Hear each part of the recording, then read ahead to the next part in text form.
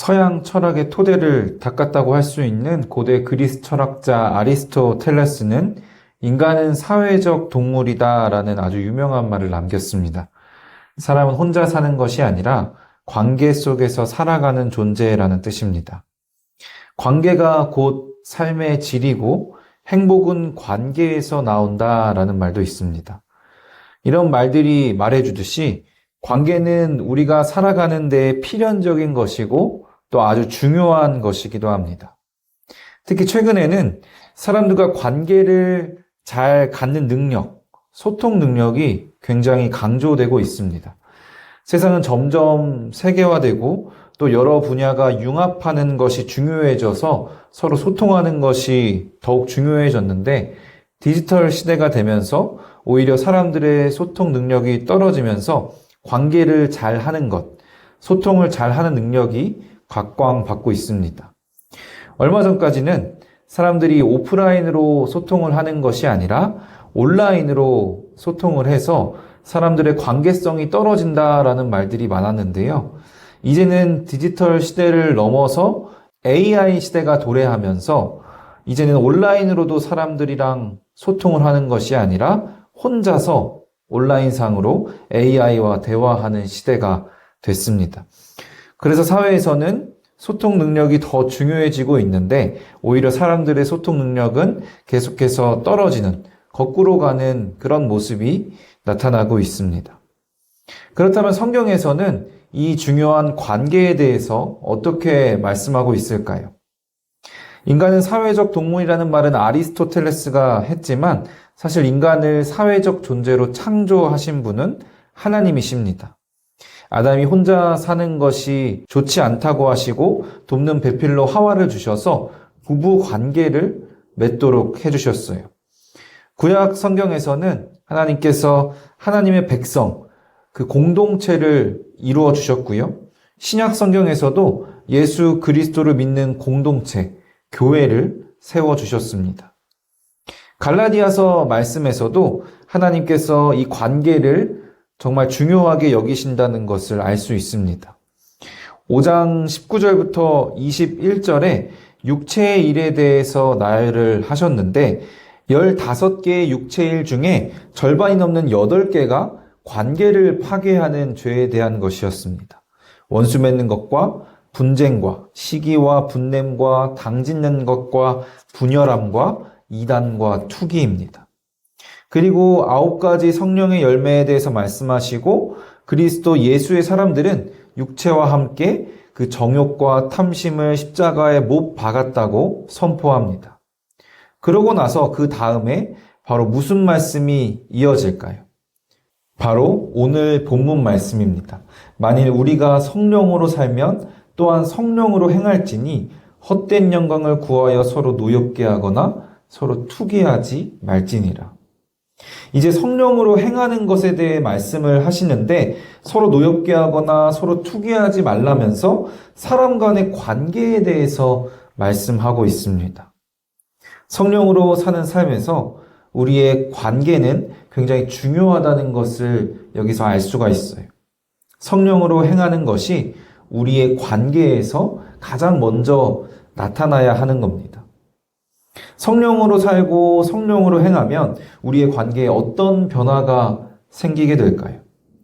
먼저 성령으로 행하지 않는, 변화되지 않은 관계에 대해서는 5장 26절 말씀을 통해서 알 수 있습니다.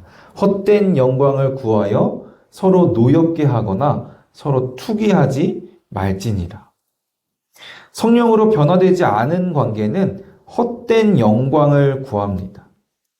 이 인간관계의 목적이 영광인데 그 영광이 허무한, 열매가 없는 영광이라는 겁니다. 이 헛된 영광이 무엇이냐면 자기 자신에게 돌리는 영광입니다. 그러니까 성령으로 변화되지 않은 사람은 나를 높이려고, 나를 자랑하려고, 나의 유익을 위해서 이기적인 목적으로 다른 사람들과 관계를 가진다는 겁니다. 그 결과로 서로 노엽게 하거나 서로 투기하게 된다고 말씀합니다. 원어를 보면 노엽게 하다는 싸움을 걸다, 경쟁심을 부추기다라는 말이고요. 투기하다는 시기하다, 질투하다라는 말입니다. 이 두 단어가 수거처럼 같이 쓰여서 서로 도발하고 서로 시기하는 상태를 뜻하는 말이라고 합니다. 그러니까 서로 경쟁하는 관계가 된다는 거죠. 이에 대해서 존 스토트 목사님은 노엽게 하는 것은 우월감에 빠진 모습이고 투기하는 것은 열등감에 빠진 사람의 모습이라고 설명하셨습니다. 나 자신을 위해서 이기적인 목적으로 인간관계를 갖다 보면 남들과 경쟁을 하게 되고 경쟁을 하다 보면 당연히 비교를 하게 됩니다. 그래서 상대방보다 내가 더 좀 낫다고 생각하면 우월감에 빠집니다.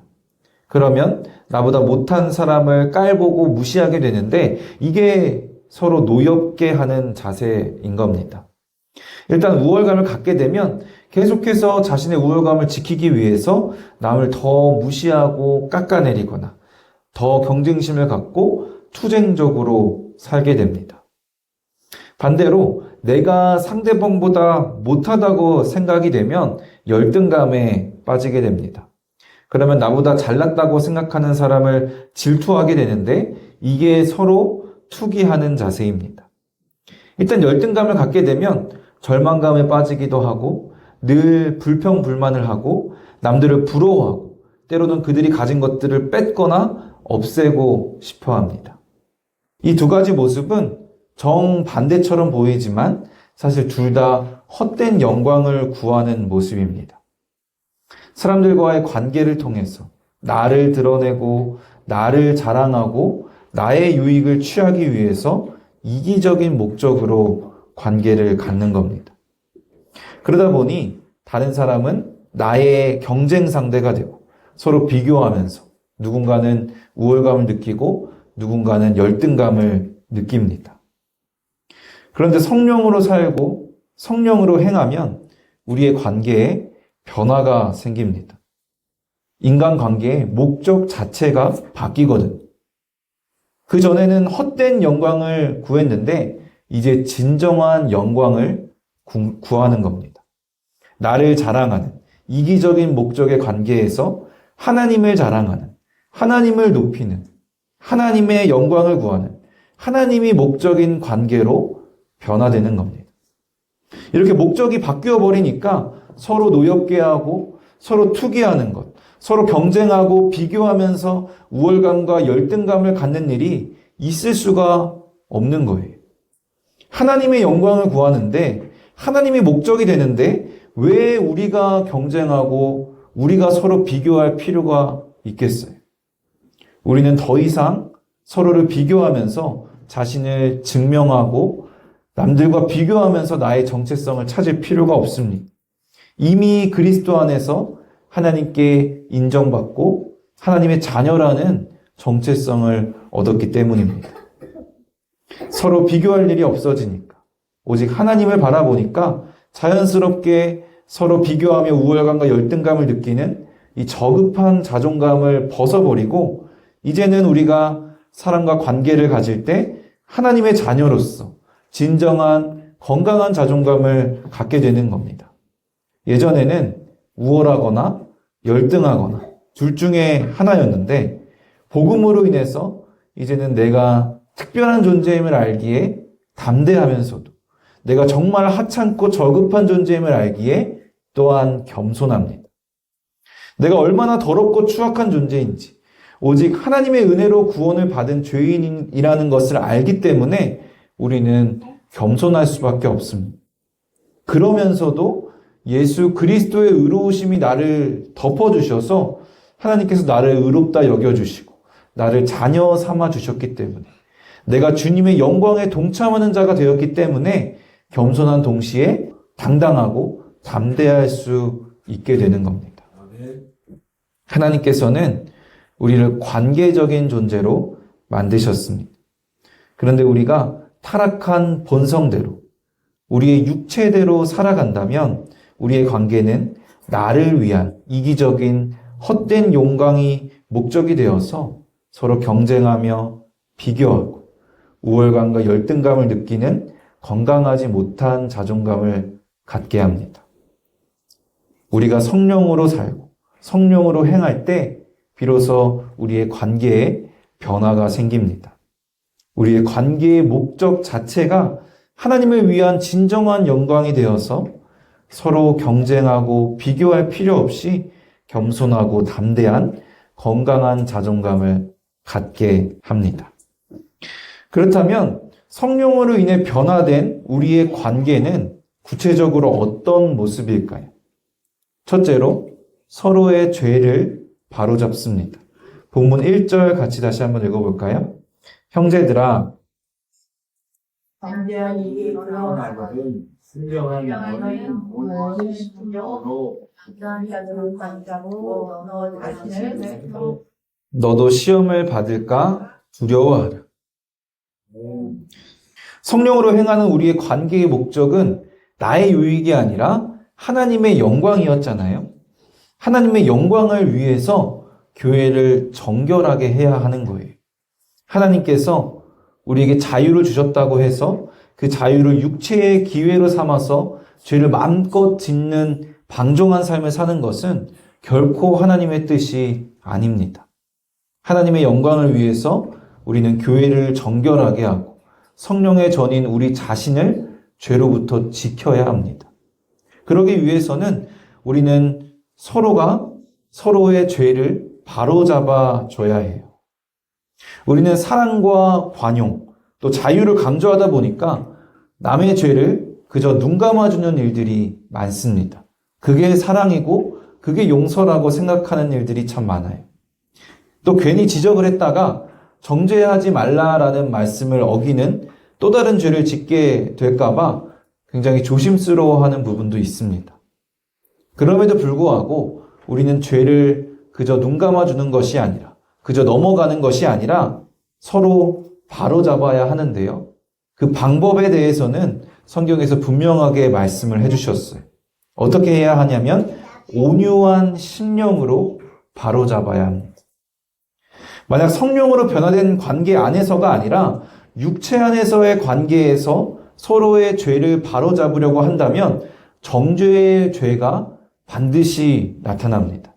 어떤 사람의 범죄함이 드러나면 다른 사람들이 자신은 저 사람보다 더 나은 사람이라고 우월감을 느끼는 거죠. 그리고 겉으로 드러내서 말을 하든 아니면 속으로 생각하든 죄 지은 사람을 깔보고 무시하면서 저렇게 행동하면 안 된다고 정죄하게 됩니다. 나는 그런 사람이 아니라고 우월감을 느끼면서 말이죠. 죄를 바로잡으면서도 이렇게 정죄하지 않으려면 오직 성령으로 행하는 관계에서만 가능합니다. 성령의 열매인 온유한 심령으로 서로의 죄를 바로잡을 수가 있어요. 이 온유에는 겸손이라는 뜻도 포함이 되어 있습니다. 우월감을 느끼며 상대방을 정죄하는 것과는 완전히 다른 의미인 거죠. 어떠한 겸손이냐면요. 1절 마지막 부분의 말씀처럼 나도 그 시험을 받을까 두려워하는 겸손입니다. 다른 사람의 죄를 보았을 때 나도 언제든 저런 시험을 받을 수 있는 존재라는 것. 나도 언제든 저 사람과 같은 죄를 지을 수 있는 존재라는 것을 늘 자각하고 겸손하게 나를 먼저 살펴보고 서로의 죄를 바로잡아야 하는 겁니다. 둘째로 서로의 짐을 집니다. 본문 2절 같이 한번 다시 읽어볼까요? 너희가 짐을 서로 지라 그리하여 그리스도의 법을 성취하라. 6장 2절 말씀은 5장 13절 14절 말씀과 같은 뜻의 말씀입니다. 5장 13, 14절 같이 읽어볼까요? 오직 사랑으로 서로 종노릇하라. 온 율법은 내 이웃 사랑하기를 내 자신같이 하라 하신 한 말씀에서 이루어졌나니. 이 두 말씀 모두 그리스도의 법, 사랑에 대해 말씀하는데요. 그 표현이 조금 다를 뿐입니다. 너희가 짐을 서로 지라라는 말씀은 오직 사랑으로 서로 종노릇하라라는 말씀과 같은 뜻입니다. 우리는 서로 사랑하라라고 하면 그저 마음으로 하는 감정적인 사랑만 생각하는 경우가 많은데요. 갈라디아서 말씀은 사랑에 대해서 서로의 짐을 지라는 구체적인 행동을 말씀하고 있습니다. 예수님께서도 이웃 사랑에 대해서 말씀하실 때 아주 구체적인 행동으로 말씀해 주셨어요. 어떤 율법교사가 예수님께 이웃 사랑에 대해서 질문을 하는데요. 예수님께서는 그 답변으로 선한 사마리아 사람 이야기를 해주십니다. 어떤 사람이 강도를 만나서 거의 죽게 돼요. 그런데 그 사람을 세 사람이 지나가면서 보게 됩니다. 첫 번째로 제사장은 그를 보고 피해서 지나가고, 또 그 다음으로 레위인도 그를 보고 피해서 지나갑니다. 두 종류의 종교 지도자들은 그 강도 만난 죽을 지경에 이른 사람을 피해서 도망을 가는데, 마지막으로 어떤 사마리아 사람이 그를 보고 불쌍히 여겨서 상처를 싸매고 짐승에 태워 주막으로 데리고 가서 돌보아 줍니다. 그리고 떠나면서까지 주막 주인에게 돈을 주면서 그 사람을 돌봐달라고 부탁하며 떠납니다. 이 중에 누가 이 강도 만난 자의 이웃이겠느냐라고 물으시고 율법교사에게 너도 사마리아 사람처럼 하라고 말씀합니다. 성령으로 변화된 우리의 관계는 이기적인 모습이 아닐 뿐만이 아니라 이처럼 헌신적인 사랑의 모습이 되어야 하는 겁니다. 사랑으로 서로 종노릇하라는 말씀, 서로의 짐을 함께 지라는 말씀이 사랑으로 서로 헌신하라는 말씀인 겁니다. 초대교회에서도 이런 헌신의 모습이 나타납니다. 초대교회에서는 성도들이 자발적으로 모든 재산과 소유를 팔아서 각 사람의 필요를 따라 나누어 줍니다. 사도행전 4장을 보면 자기 재물이 자기의 것이라고 주장하는 사람이 하나도 없었다라고 말씀하고 각 사람의 필요를 따라 나눠줬기 때문에 그 교회, 그 중에 가난한 사람이 없었다라고 말씀합니다. 우리로서는 도저히 이해할 수 없는 행동이지 않나요? 초대교회 사람들이 이상한 사람들이어서가 아니라 성령으로 변화되었기 때문입니다. 우리는 사람들과 어떤 관계를 갖고 있을까요? 아직도 나를 위한 이기심이 관계의 목적이 되어서 경쟁하며 비교하고 있지는 않습니까? 아니면 이제 성령으로 변화되었다고 이웃을 사랑한다고 말을 하면서 구체적인 헌신은 없는, 사실 사람들에게 별로 관심과 사랑이 없는 모습이지 않습니까? 성령으로 사는, 성령으로 행하는 우리는 성령으로 변화된 관계, 서로의 짐을 지는 모습이 있어야 합니다. 셋째로 각각 자기의 짐을 지게 됩니다. 본문 4절 5절 같이 읽겠습니다. 각각 자기의 일을 살피라. 왜냐하면 자랑할 것이 자기에게는 있어도 남에게는 있지 아니하니 각각 자기의 짐을 질 것이라. 조금 전에는 짐을 서로 지라고 말씀하셨는데 갑자기 각각 자기의 짐을 지라고 하시니까 모순이 아닌가 싶으시겠지만 2절에서 말씀하는 짐과 5절에서 말씀하는 짐은 다른 단어입니다. 2절에서 말씀하는 짐은 무거운 짐을 뜻하는 단어인데요. 각자 겪는 어려움을 뜻합니다. 그러니까 2절 말씀에서 짐을 서로 지라는 것은 각자 겪는 어려움들을 함께 지라는, 함께 해결하라는 거죠. 5절에서 말씀하는 짐은 2절에서 말하는 짐보다 보다 가벼운 짐을 뜻하는 단어인데요. 하나님께서 각자에게 맡기신 책임과 역할을 뜻합니다. 5절 말씀에서 각각 자기의 짐을 지라는 것은 하나님께서 주신 일을 남과 비교하지 말고 각자 하라는 거죠. 하나님이 맡기신 일에 대해서 각자 자기의 일을 살피고 남에게 자랑할 것이 없다라고 말씀합니다.